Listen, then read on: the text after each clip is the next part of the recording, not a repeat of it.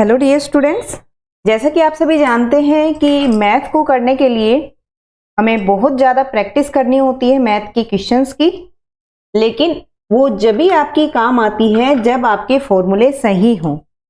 आपने क्वेश्चंस की प्रैक्टिस तो कर ली है, लेकिन अगर आपको फॉर्मूला ही याद नहीं है तो वो सारी मेहनत आपकी वेस्ट हो जाती है।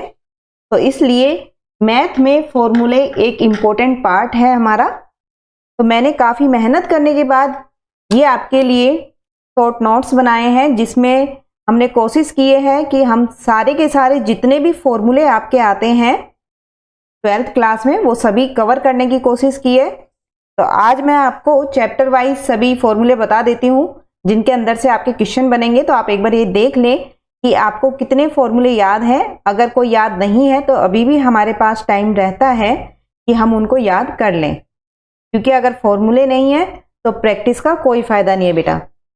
ठीक है, तो चलिए स्टार्ट करते हैं पहले चैप्टर से, रिलेशन एंड फंक्शन। देखिए, रिलेशन एंड फंक्शन में आपको बताया गया है रिलेशन जो है ए से बी पर आपको बोला गया है आर आपका सबसेट है ए क्रॉस बी का।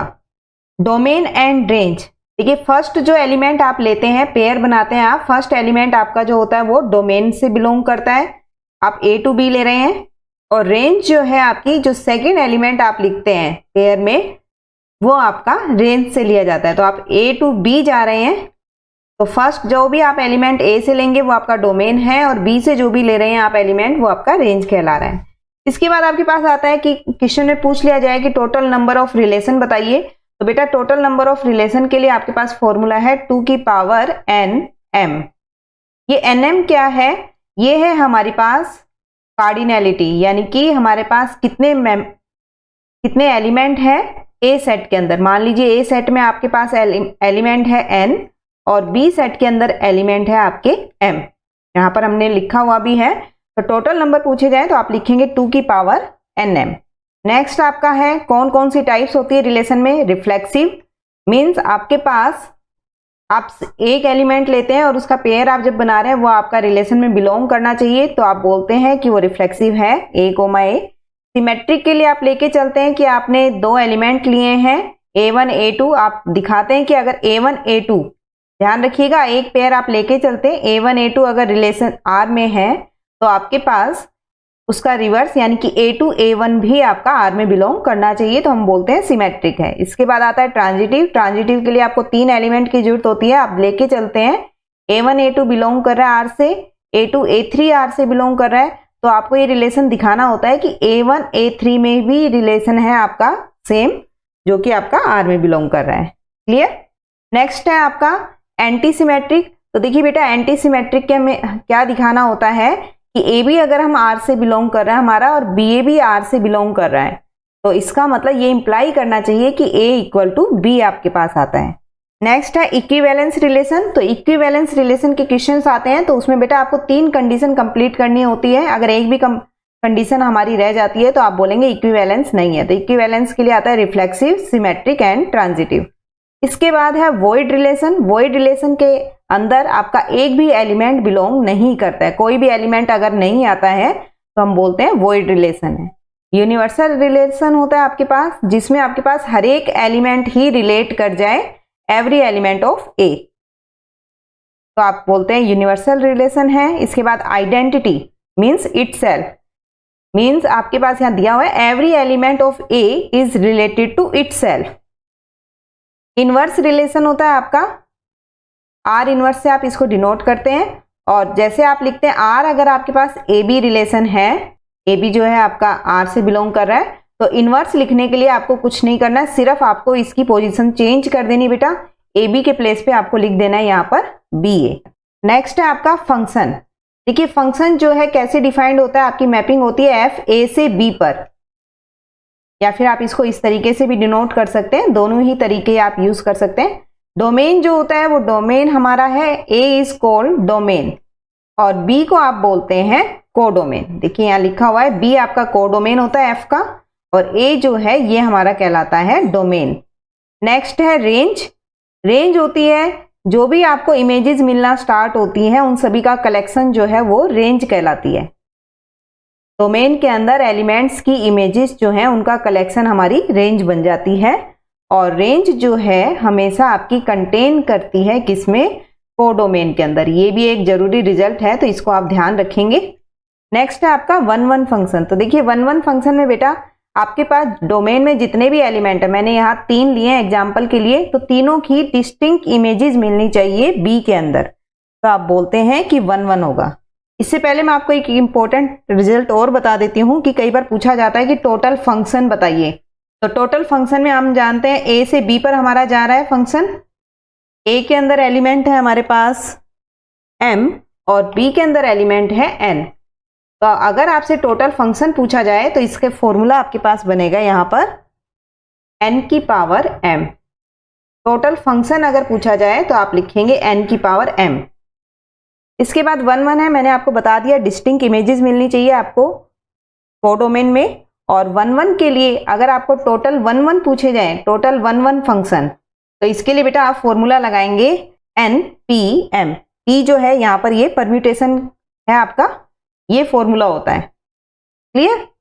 ऑन टू आपके पास क्या होता है, देखिए 1-1 को इंजेक्टिव भी बोलते हैं, ध्यान रखिएगा कई बार एग्जाम में इंजेक्टिव वर्ड आ जाता है। ऑन टू जो है इसको आप सर्जेक्टिव भी बोल सकते हैं। और ऑन टू में होता है कि आपके पास कोडोमेन में जितने भी एलिमेंट है, मैंने एग्जाम्पल के लिए y1 y2 लिया है, उन सभी की प्री इमेज एग्जिस्ट करनी चाहिए, एटलीस्ट 1 प्री इमेज। देखिए यहाँ पर डिस्टिंक्ट का यूज नहीं किया गया है, आपको सिर्फ प्री इमेज मिलनी चाहिए। वो एक भी हो सकती है, एक से ज्यादा भी हो सकती है, लेकिन जितने भी एलिमेंट है उन सभी की प्री इमेज आपको एग्जिस्ट करनी चाहिए यहाँ पर, तो आप बोलते हैं ऑन टू होगा।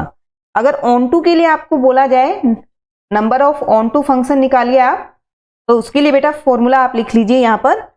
ऑन टू फंक्शन के लिए हमारे पास फॉर्मूला होता है n⁻m minus nc1 n-1 it's power m plus nc2 n-2 it's power m। इसी तरह ये अल्टरनेट चलते रहते हैं प्लस माइनस साइन के साथ, ये होते हैं total onto function. Next है मैनी वन। देखिए मैनी वन में यहाँ ग्राफ के थ्रू आपको समझाने की कोशिश करते हैं।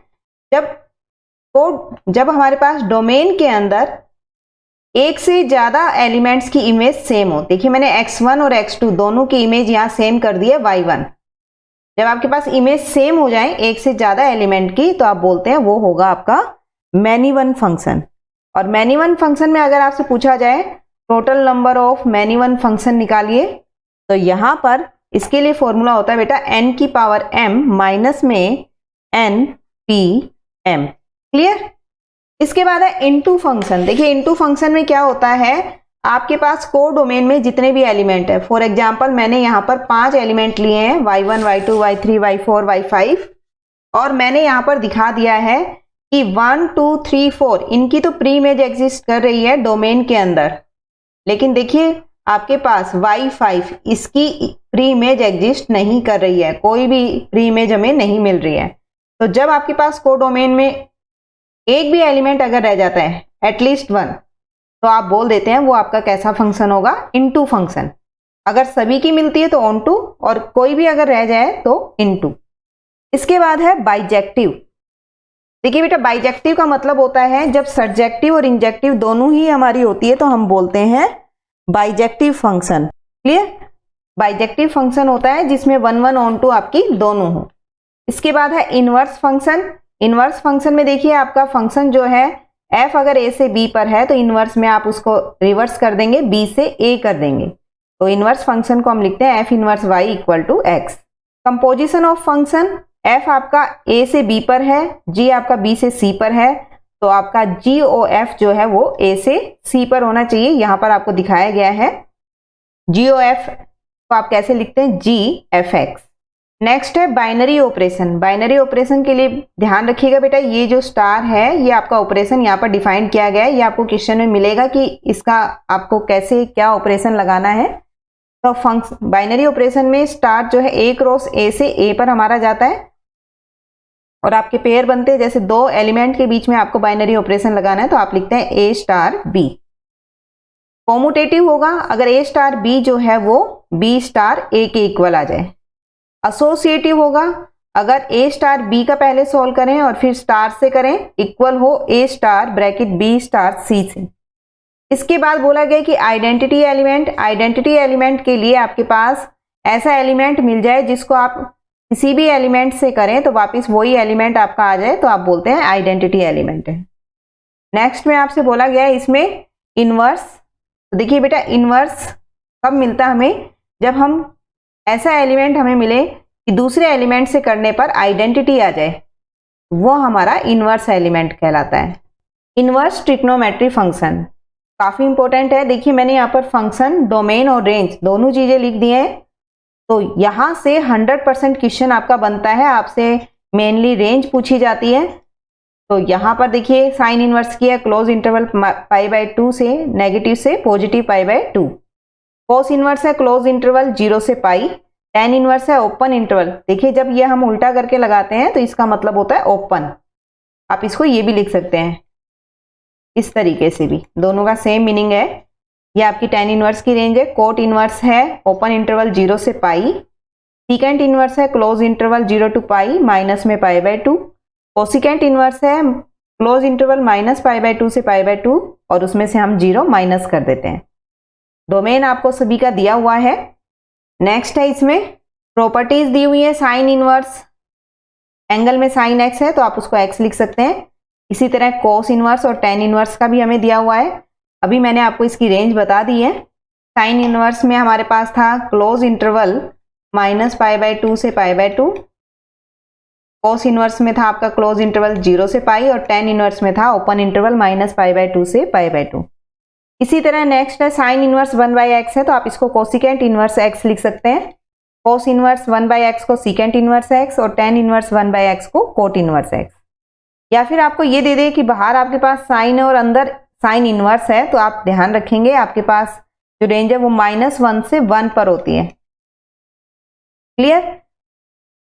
ये आपको सारे बताए हुए हैं। कोस इनवर्स x को आप x लिख सकते हैं। टेन इनवर्स x को आप x लिख सकते हैं। तो ध्यान रखेंगे ये x की किस वैल्यू के लिए हमें ये बताया गया है। नेक्स्ट है sine inverse x plus cos inverse x π/2 होता है आपका। इसी तरह टेन इनवर्स और कोट इनवर्स को जोड़ेंगे तो π/2। Secant inverse plus cosecant inverse equal होता है π/2। इससे काफी क्वेश्चन सोल्व होते हैं आपके। साइन इनवर्स x को आप ये भी बोल सकते हैं कि कोस इनवर्स √1 - x²। या फिर आप यहां पर देखिए नेक्स्ट में बताया गया कि अगर 0 से 1 रेंज है तो पॉजिटिव और -1 से 0 रेंज है तो नेगेटिव। इसी तरह कोस इनवर्स 0 से 1 पर साइन इनवर्स √1 - x² और अगर -1 से 0 है तो आप pi minus sine inverse √1 - x² लिखेंगे। बेटा कोशिश कीजिए ज्यादा से ज्यादा फॉर्मूले आपको याद हो, क्योंकि जितने फॉर्मूले याद होंगे क्वेश्चन उतना ही क्विकली आप एग्जाम में कर पाएंगे। नेक्स्ट में देखिए कई बार क्या होता है कि आपके एग्जाम में ग्राफ भी दे दिए जाते हैं और पूछा जाता है कि ये ग्राफ किसका है, तो थोड़ा सा आप ग्राफ का भी ध्यान रखिए। आपने ग्राफ 11th क्लास में साइन कोस और टेन के सीखे थे, उन्हीं से रिलेटेड ही आपका इनवर्स में आता है, तो थोड़ा सा चेंज है। देखिए साइन जो है 0 पर 0 होता है, तो ये ग्राफ देखिए 0 पर 0 पर मिल रहा है आपका और π/2 पर आपका आ रहा है 1 पर। क्लियर? तो ये आपका साइन इनवर्स का ग्राफ हो गया। इसी तरह सिर्फ 2-3 पॉइंट से ही आप बता सकते हैं कि आपका कौन सा ग्राफ है। देखिए 0 पर हमारे पास आ रहा है 1, तो ये कोस के अंदर होता था, लेकिन ये ग्राफ आपका देखिए यहां पर ये आप कह सकते हैं कि ये कोस इनवर्स का है। इसी तरह आप cosecant inverse, secant inverse, ten inverse और कोट इनवर्स की बात यहां पर कर सकते हैं। टेन इनवर्स में आपको बताया गया था कि 0 पर 0 होता है और π/2 पर इंफिनिटी की तरफ जाता है। तो देखिए ये आपका इंफिनिटी की तरफ जा रहा है π/2 पर। तो आप थोड़ी सी हिंट से अपना ग्राफ इजीली देख सकते हैं। 4 ऑप्शन में से सही आपका आंसर लगा के आएंगे। नेक्स्ट है इनवर्स के आपके पास दिए हुए हैं। अगर साइन इनवर्स एंगल में -x है तो आप माइनस साइन इनवर्स x रखेंगे। x की रेंज का ध्यान रखेंगे आप। कोस इनवर्स -x है तो पाई माइनस करके लिखेंगे। टेन इनवर्स -x है तो आप सीधा माइनस बाहर लिख सकते हैं, tan inverse x। Cot inverse -x है तो pi minus cot inverse x। Secant inverse -x है तो pi minus secant inverse x। Cosecant inverse -x है तो माइनस कोसिकेंट इनवर्स x। एक ये इंपॉर्टेंट फॉर्मूला है जिस पर बेस काफी क्वेश्चन पूछे जाते हैं, tan inverse x plus tan inverse y। तो हम ये फॉर्मूला लगाते हैं tan inverse x plus y upon 1 - xy। Range के अकॉर्डिंग थोड़ा थोड़ा डिफरेंस होता है। देखिए एक बार पाई में ऐड होता है या फिर माइनस पाई में ऐड होता है, तो ये आप रेंज ध्यान रखना। इसके बाद है sine inverse x plus sine inverse y को आप लिख सकते हैं sine inverse x root 1 minus y square plus y root 1 minus x square. इसी तरह आप cos inverse x plus cos inverse y को भी आप सोल्व कर सकते हैं। नेक्स्ट है, अगर आपके पास माइनस आ जाता है तो आपको क्या करना है, देखिए माइनस आएगा तो ज्यादा चेंज नहीं आता, बीच में आपके पास माइनस साइन आ जाता है। यहाँ पर कोस इनवर्स एक्स प्लस माइनस में कोस इनवर्स वाई है तो बीच में आपका प्लस साइन आ गया है। इसके बाद 2 tan इनवर्स एक्स है तो आप sine inverse 2x upon 1 plus x square लिख सकते हैं। देखिए ये सारे के सारे क्वेश्चंस जो है आपने एक्सरसाइज में भी किए हैं, जहां पर आप x को 10 मानते हैं और फिर आपके पास जो वैल्यू आती है वो ये आ जाती है 2 tan इनवर्स x। ये सभी आपके पास फॉर्मूले है बेटा। इसी तरह आप ये सभी फॉर्मूले याद कर लेंगे। नेक्स्ट चलते हैं। 3 साइन इनवर्स x को आप लिख सकते हैं sine inverse 3x minus 4x cube. 3 कोस इनवर्स x में cos inverse 4x cube minus 3x। देखिए यहां जो लिखा हुआ है उसका यहां पर उल्टा लिखा हुआ है, आपके पास पहले 4x क्यूब लिया हुआ है फिर minus 3x। 3 tan inverse x को आप लिख सकते हैं tan inverse 3x minus x cube upon 1 minus 3x square. Third हमारा है मैट्रिसेस। रो मैट्रिक्स किसको कहते हैं, जिसमें सिर्फ एक ही रो आती है। कॉलम मैट्रिक्स जिसमें केवल एक ही कॉलम आए। देखिए कॉलम आपकी वर्टिकल लाइन होती है और रो आपकी हॉरिजेंटल होती है, ध्यान रखिएगा। नेक्स्ट है स्क्वायर मैट्रिक्स। स्क्वायर मैट्रिक्स होती है जब आपके पास जो मैट्रिक्स है रो इक्वल टू कॉलम हो जाए, रो और कॉलम सेम हो तो आप बोलते हैं स्क्वायर मैट्रिक्स है। नल या जीरो मैट्रिक्स बोलते हैं जब एलिमेंट्स जो हैं आपके पास सारे के सारे कैसे हों, जीरो। मैट्रिक्स के सारे एलिमेंट आपके जीरो हों तो नल मैट्रिक्स। बेटा इनकी डेफिनेशन आप जरूर याद रखना क्योंकि एग्जाम में आपसे डेफिनेशन भी पूछते हैं। डायगोनल एलिमेंट क्या होते हैं, डायगोनल एलिमेंट होते हैं आपके पास जब i इक्वल टू जे हो तो वहां पर तो आपके पास एलिमेंट हो, और उसके अलावा i जब j के इक्वल नहीं है तो सारे के सारे एलिमेंट कैसे हों, जीरो। यानी कि मान लीजिए ये कोई भी मैट्रिक्स है, स्क्वायर मैट्रिक्स होनी चाहिए, ये ध्यान रखेंगे आप। तो ये जो एलिमेंट्स हैं यहां पर आपको नंबर्स मिलेंगे, बाकी इनको छोड़कर जितनी भी एंट्रीज हैं वो सारी की सारी क्या होंगी, zero. Scalar matrix. Scalar matrix में जो डायगोनल मैट्रिक्स होती है यहां पर सेम वैल्यू मिलेगी। हो सकता है कि मान लीजिए मैंने यहां पर एग्जांपल ले लिया 5 का, ये मैं एग्जांपल से बता रही हूं आपको, और नॉन डायगोनल एंट्री आपकी जीरो होती है। यहां पर के से दिखाया है, के का मीन्स आप यहां पर कोई भी नंबर यहां यूज कर सकते हैं, लेकिन डायगोनल पर सारे एलिमेंट्स जो हैं वो सेम होने चाहिए। आइडेंटिटी मैट्रिक्स में देखिए फिक्स होता है बेटा कि जो डायगोनल एंट्रीज है वो 1 ही रहेंगी और नॉन डायगोनल 0 होंगी। ये ध्यान रखिएगा, ये सभी स्क्वायर मैट्रिक्स की बात की गई है। Upper triangular matrix. Upper triangular matrix के अंदर आपको बोला गया है aij आपका 0 होगा अगर आपकी जो रो है वो बड़ी है आपकी कॉलम से। स्क्वायर मैट्रिक्स के अंदर मींस आपके पास इस टाइप से, अगर मैं 3 क्रॉस 3 की बात करूं तो ये आपकी अपर ट्राइंगुलर मैट्रिक्स होती है। इसी तरह लोअर ट्राइंगुलर मैट्रिक्स होती है आपकी। लोअर ट्राइंगुलर में देखिए आपके पास लोअर में बनता है और ऊपर की साइड आपके होते हैं सारे जीरोस। एडिशन कैसे करते हैं, एलिमेंट वाइज आप ऐड करते हैं मैट्रिसेस में। ट्रांसपोज किया जाता है। देखिए क्या तो आप एक डैश लगाते हैं या टी लिखकर आप ट्रांसपोज डिनोट करते हैं, जिसमें क्या होता है आपका, आप लिखते हैं अगर हमें ट्रांसपोज चाहिए तो आपका जो aij वो जो है ट्रांसपोज करने पर चेंज हो जाता है ji में, यानी कि रो जो है वो कॉलम में चेंज हो जाती है आपकी। इसकी प्रॉपर्टी क्या कहती है, a प्लस बी का ट्रांसपोज है तो a transpose plus b transpose. Double transpose लेते हैं तो वापिस से वही मैट्रिक्स। स्केलर के ऊपर ट्रांसपोज का कोई असर नहीं होता, इसलिए के ए ट्रांसपोज। ये सबसे इंपॉर्टेंट रिजल्ट है आपका ए बी ट्रांसपोज। ये होता है आपका बी ट्रांसपोज ए ट्रांसपोज, ध्यान रखिएगा। सिमेट्रिक क्या होता है, देखिए बेटा सिमेट्रिक आपका होता है कि अगर मैं ट्रांसपोज लूं तो वो वापिस से वही मैट्रिक्स आ जाए, सेम एलिमेंट रहे। क्यों सिमेट्रिक होती है, अगर आप ट्रांसपोज ले रहे हैं तो -a करके आपके पास आए। जितनी भी डायगोनल एंट्री होती है स्क्यू सिमेट्रिक में वो सारी की सारी क्या होती है, जीरो। इस मैट्रिक्स में सारी एंट्रीज जो है वो होती हैं 0। मान लीजिए यहाँ कोई एंट्रीज है तो ये हो गया आपका -A1 -A2 -A3, लेकिन डायगोनल पर सारी एंट्रीज आपकी 0 होंगी। इनवर्स कैसे निकालते हैं? देखिए ए इनवर्स आप इस तरीके से डिनोट करते हैं और ए बी जो है वो आइडेंटिटी के इक्वल आ जाए, या फिर बी ए लिखें तो भी आइडेंटिटी के इक्वल आए, तो वो हमारा क्या कहलाता है? बी जो है उसको हम बोलेंगे inverse of A. Uniqueness of inverse, ध्यान रखिएगा मैट्रिक्स में, स्क्वायर मैट्रिक्स में आपका जो इनवर्स होता है वो यूनिक होता है। डिटर्मिनेंट, 4th चैप्टर हमारा डिटर्मिनेंट के अंदर हमें बताया गया है। देखिए डिनोट करने के ये आपके सिंबल्स होते हैं, या तो आप इस तरीके से लिखते हैं या डेल का यूज करते हैं या DETA, सबका मतलब डिटर्मिनेंट ही होता है। इसके बाद माइनर एंड कोफैक्टर। बेटा माइनर एंड कोफैक्टर आपको निकालना बताया हुआ है। माइनर को आप कैपिटल M से डिनोट करते हैं और कोफैक्टर में आप इस तरीके से लिखते हैं CIJ इक्वल टू -1 की power I plus J MIJ। Adjoint निकालने के लिए फॉर्मूला आपके पास है, जिसके अंदर आप क्या करते हैं? एडजॉइंट है इस तरीके से लिखा जाता है और आपके पास जो मैट्रिक्स आती है कोफैक्टर निकालने के बाद, देखिए यहाँ सबसे पहले कोफैक्टर निकालने हैं और कोफैक्टर निकालने के बाद आपको उसको क्या लिखना है? उसका ट्रांसपोज।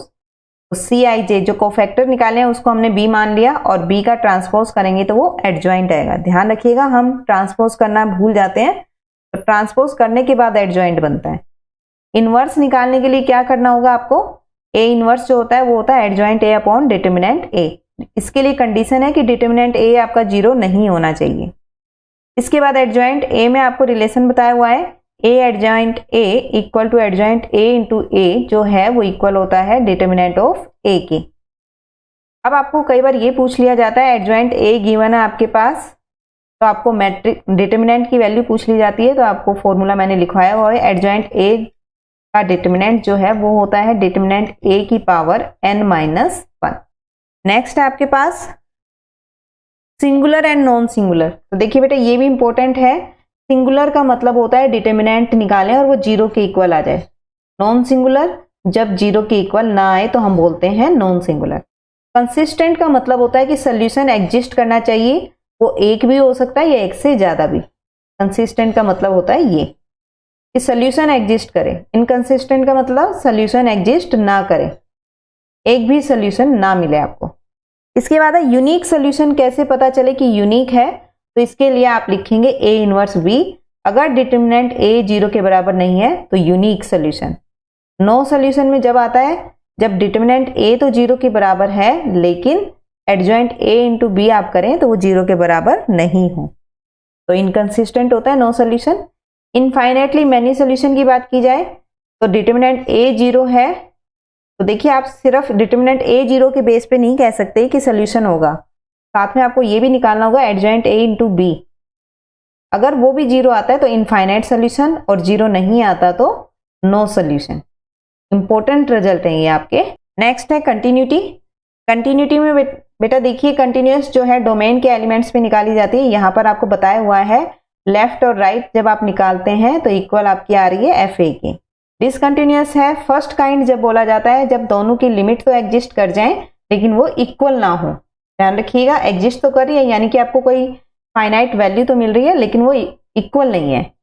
रिमूवेबल होती है आपकी, एग्जिस्ट तो करे और लेफ्ट इक्वल टू राइट हो लेकिन वो इक्वल नहीं हो किसके?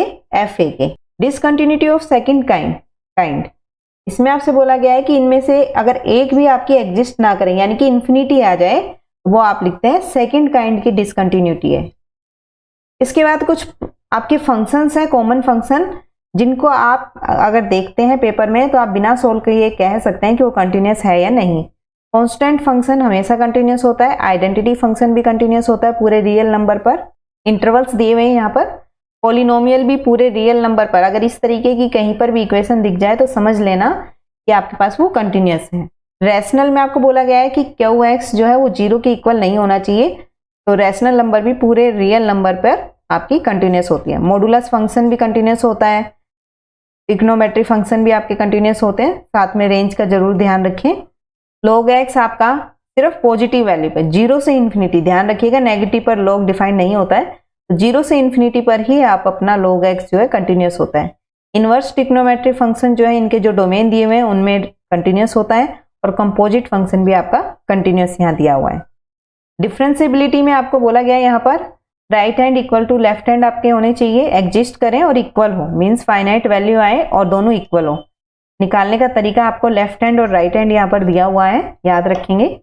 नेक्स्ट है आपका डेरिवेटिव फाइंड करना। तो देखिए आप कंपोजिशन में आप एफ ओ जी का डेरिवेटिव पूछा है, तो सबसे पहले एफ डेरिवेटिव जी एक्स और फिर जी का करेंगे तो जी डैश एक्स, इस तरीके से हमारा कंपोजिट फंक्शन का होता है। साइन इनवर्स का डेरिवेटिव होता है 1/√1 माइनस एक्स स्क्वायर। इस तरीके से आपको cos inverse, tan inverse, cot inverse, secant inverse और कोसिकेंट इनवर्स सभी के आपको यहाँ पर डेरिवेटिव दिए गए हैं। इसके बाद log की कुछ प्रॉपर्टीज यहाँ बताई गई है। log mn है तो आप log m plus log n लिखेंगे। log a की पावर x है, log m बाई n है तो आप log m minus log n लिख सकते हैं। log m की पावर n है तो n log m, e की पावर log x है तो सिर्फ आपका x आ जाता है। log बेस a x है तो आप लिख सकते हैं log x upon log a।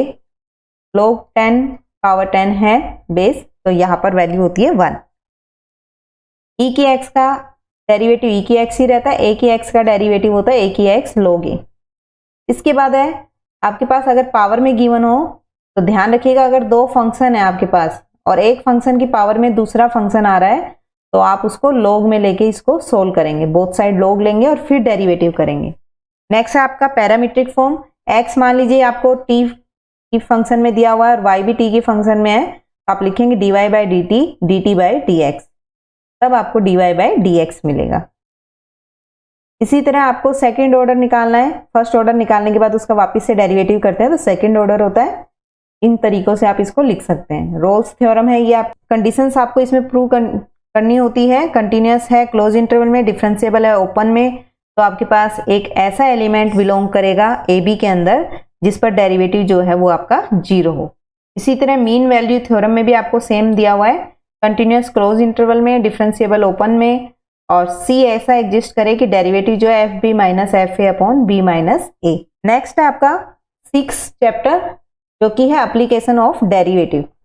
Application of derivative में बेटा देखिए क्या दिया हुआ है, इंक्रीजिंग डिक्रीजिंग। आपको बताया था मैंने, आपको increasing decreasing, tangent and normal और लोकल मैक्सिमा और मिनिमा 6 चैप्टर में से ये चीजें पूछते हैं। तो इंक्रीजिंग है तो आप सिंपल ये ध्यान रखेंगे, first derivative test increasing decreasing के लिए फर्स्ट टाइम आप डेरिवेटिव करेंगे, अगर जो भी इंटरवल हमें दिया हुआ उसमें ग्रेटर देन 0 आ रहा है तो आपका इंक्रीजिंग है, लेस देन 0 आ रहा है तो स्ट्रिक्टली डिक्रीजिंग। अगर डेरिवेटिव इक्वल टू 0 है इट मीन्स फंक्शन कैसा होगा, कांस्टेंट। 3 रिजल्ट बहुत ही इंपॉर्टेंट है, ध्यान रखेंगे आप इसको। फर्स्ट डेरिवेटिव निकालना और उसी पर चेक करना है। इसके बाद है टेंजेंट। टेंजेंट निकालने का होता है आपको dy बाई डी एक्स निकालना होता है, वो आपका स्लोप ऑफ टेंजेंट होता है। और अगर आपसे नॉर्मल पूछा जाए तो नॉर्मल के लिए आपके पास फॉर्मूला होता है -1 upon dy by D x, ये आपका नॉर्मल के लिए होता है। इक्वेशन पूछी जाए तो यहाँ मैंने इक्वेशन भी लिखी हुई है, y माइनस y naught equal to slope into x minus x naught. और देखिए परपेंडिकुलर होता है तो आपको परपेंडिकुलर का ये रिजल्ट भी याद होगा, m1 into m two equal to -1। वहीं से ये नॉर्मल आता है हमारा, ये यहाँ पर ग्राफ भी दिखाया गया है। नेक्स्ट है लोकल मैक्सिमा एंड मिनिमा। तो इसके लिए आप सेकंड डेरिवेटिव टेस्ट का यूज करेंगे। आप फर्स्ट डेरिवेटिव को इक्वल टू 0 लेंगे और सेकंड डेरिवेटिव अगर लेस देन 0 है तो वो आपका पॉइंट होगा लोकल मैक्सिमा का, और अगर आपका ग्रेटर देन 0 है, पॉजिटिव आता है, तो वो लोकल मिनिमा का पॉइंट होगा। सेकंड डेरिवेटिव टेस्ट की बात कर रही हूं मैं यहाँ पर। अगर आपका फर्स्ट डेरिवेटिव और सेकंड डेरिवेटिव दोनों ही हमारे सेम पॉइंट पर 0 हो जाते हैं तो टेस्ट फेल हो जाता है, तो हम बोलते हैं कि ना ही तो मैक्सिमम है और ना ही मिनिमम है। ये थे हमारे 6 चैप्टर तक के जितने भी फॉर्मूले आपके पेपर में पूछे जा सकते हैं, जिन पर बेस्ड आपको क्वेश्चन मिलने वाले हैं, सभी इन्हीं पर बेस्ड रहने वाले हैं। तो आप बिल्कुल रिलैक्स माइंड से पेपर में बैठे, आपने पूरे साल मेहनत की है, आपको सब कुछ आता है, बिल्कुल भी आप टेंशन ना ले, आपका पेपर बहुत अच्छा होगा। तो ये थे हमारे 6 चैप्टर तक मैंने आपको फॉर्मूले करा दिए हैं। वीडियो लंबी बनने के कारण मैं आपको आपके जितने भी और फॉर्मूले रह जाते हैं 7, 8, 9, 10, 11, 12, 13 टोटल 13 चैप्टर हैं, उन सभी के आपको जितने भी फॉर्मूले हैं वो हम नेक्स्ट वीडियो में देंगे। जब तक आप इनकी प्रैक्टिस करें